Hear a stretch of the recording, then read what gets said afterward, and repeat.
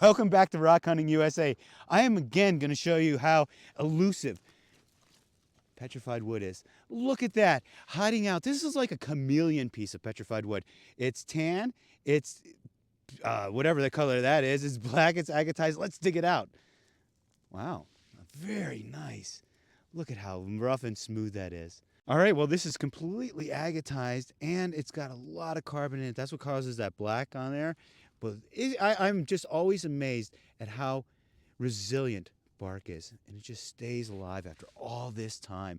Not alive, but just like alive looking and feeling.